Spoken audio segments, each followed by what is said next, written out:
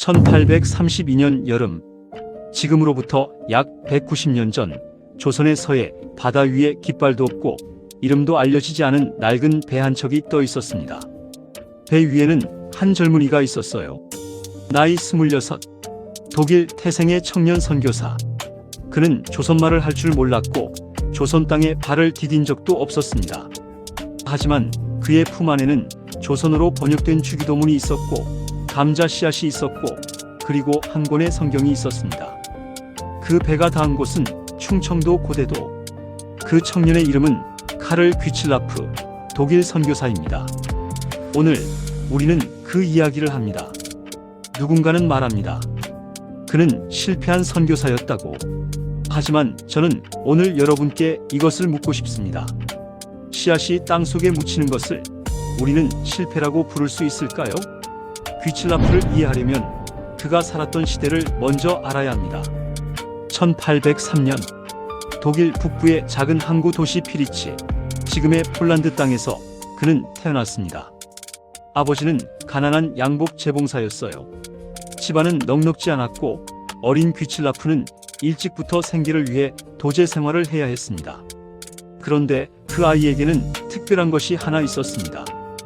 언어에 대한 놀라운 재능. 그는 평생 여러 언어를 습득했는데 일설에 따르면 무려 10개 이상의 언어를 구사했다고 합니다. 독일어, 영어, 네덜란드어, 중국어, 태국어, 일본어 그리고 그는 조선어에도 도전했습니다. 16살 귀칠라프는 프로이센의 왕 프리드리히 빌헬름 3세 앞에서 연설을 하게 됩니다. 그 연설이 왕의 마음을 움직였고 왕은 그를 베를린의 미션 학교에 보내줍니다. 그것이 그의 인생을 바꾼 첫 번째 전환점이었습니다. 그 시절 유럽의 선교 운동은 들불처럼 번지고 있었습니다. 윌리엄 캐리가 인도로 떠났고 수많은 청년들이 세계 복음화라는 꿈을 품고 배에 몸을 실었습니다. 1826년 23살의 귀칠라프는 네덜란드 선교회의 파송을 받아 동남아시아로 향합니다. 태국, 말레이시아, 중국 연안 그는 멈추지 않았습니다. 그런데 그가 항상 마음속에 품고 있던 땅이 있었어요. 조선. 당시 조선은 세상에서 가장 닫힌 나라였습니다. 외국인의 출입은 엄격히 금지되어 있었고 천주교 신자들은 박해를 받아 순교하고 있었으며 그리스도의 이름은 이 땅에서 속삭임조차 허락되지 않았습니다. 지도에는 은자의 왕국 허머 킹덤이라 적혀 있었습니다. 스스로 문을 걸어 잠근 나라. 그 문 앞에서 모든 선교사들은 발길을 돌렸습니다. 하지만 귀칠라프는 달랐습니다. 그는 그 문을 두드리기로 했습니다. 1832년 7월 귀칠라프는 영국 동인도 회사의 상선 로드 에머스트호에 승선합니다. 공식적인 목적은 통상 교섭. 하지만 귀칠라프에게 그 배는 조선으로 가는 유일한 길이었습니다. 배는 조선의 서해안을 따라 북상했습니다. 충청도 앞바다에 이르렀을 때 드디어 그 섬이 보였습니다. 고대도, 지금의 충청남도 보령시 오천면에 속하는 작은 섬. 귀칠라프는 배 위에서 그 섬을 바라보았습니다. 저 땅에 아직 복음이 없다. 저 사람들은 아직 예수님의 이름을 모른다. 그 생각 하나가 그를 움직였습니다. 배가 닿았을 때 섬 주민들은 두려움에 떨며 모여들었습니다. 갑자기 나타난 이양선, 처음 보는 서양인의 얼굴. 관원들은 경계했고 주민들은 숨었습니다. 귀칠라프는 어떻게 했을까요? 그는 주머니에서 무언가를 꺼냈습니다. 감자. 조선에는 아직 감자가 보급되지 않았던 때였습니다. 그는 감자 재배법을 조선 사람들에게 가르쳐 주었습니다. 먹을거리가 부족했던 백성들에게 굶주림을 해결할 수 있는 작물을 선물한 겁니다. 그리고 또 하나, 그는 병든 사람들을 치료해 주었습니다. 약품을 꺼내 상처를 치료하고 앓는 아이들에게 약을 주었습니다. 처음에는 문을 걸어 잠갔던 마을 사람들이 조금씩 다가오기 시작했습니다. 그리고 그때 귀칠라프는 가장 중요한 일을 했습니다.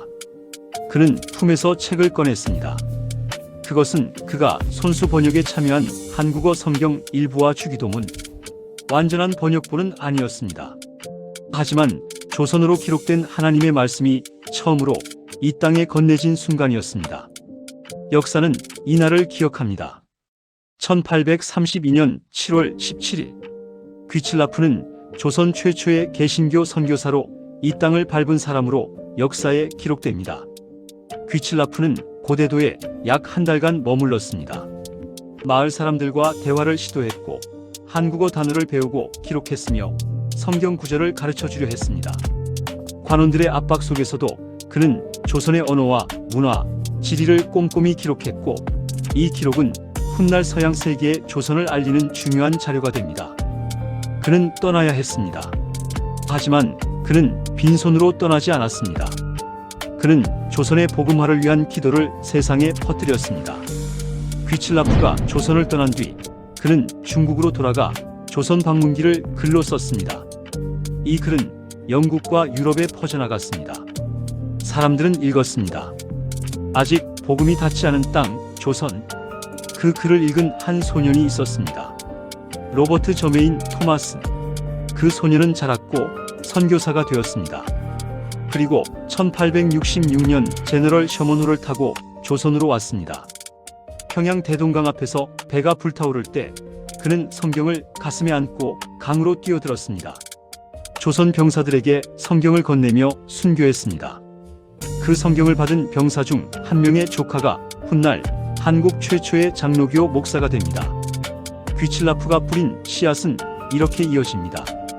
귀칠라프 선교사 토마스 선교사 최초의 한국인 목사 한국교회의 부흥.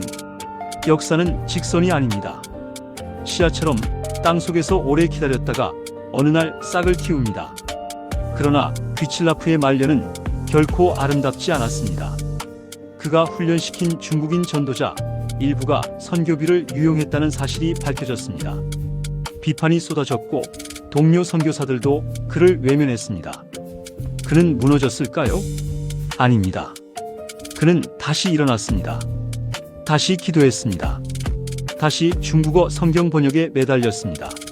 1851년 48의 나이로 그는 홍콩에서 눈을 감았습니다.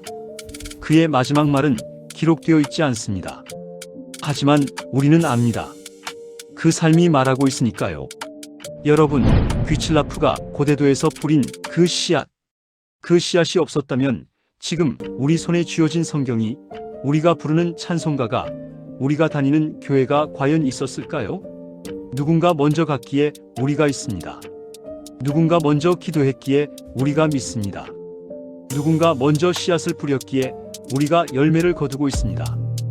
귀칠라프의 이야기는 성공담이 아닙니다. 그는 조선의 교회를 세우지 못했습니다. 그가 훈련한 전도자들은 그를 배신했습니다. 세상의 기준으로 보면 그는 실패한 선교사일지도 모릅니다. 하지만 하나님의 기준으로 보면 어떨까요? 그가 건넨 한 권의 성경이 손에서 손으로 전해졌고 그가 쓴 한 편의 글이 다음 선교사를 불러왔으며 그가 뿌린 씨앗이 이 땅에 교회를 세웠습니다. 하나님은 우리의 열매를 세시는 분이 아닙니다. 하나님은 우리의 순종을 보시는 분입니다.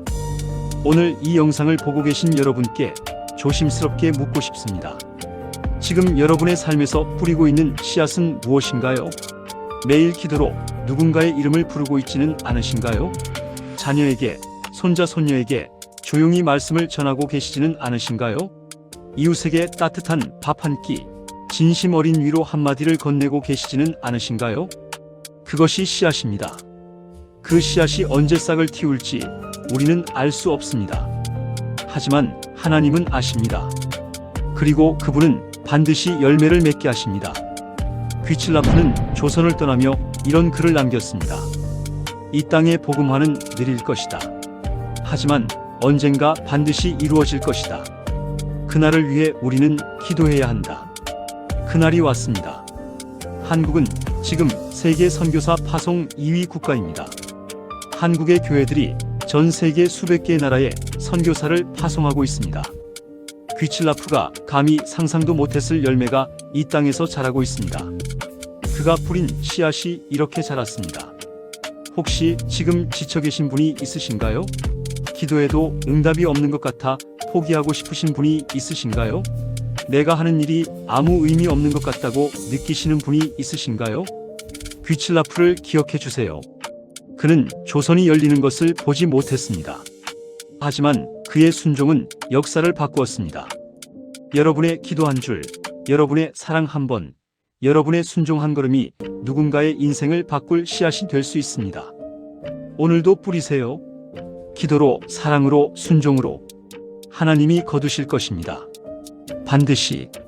눈물을 흘리며 씨를 뿌리는 자는 기쁨으로 거두리로다. 시편 126편 5절. 구독, 좋아요, 알림 설정 부탁드립니다. 다음 영상에서는 또 다른 선교사의 이야기로 찾아오겠습니다. 하나님의 은혜가 여러분과 함께 하시기를 축복합니다.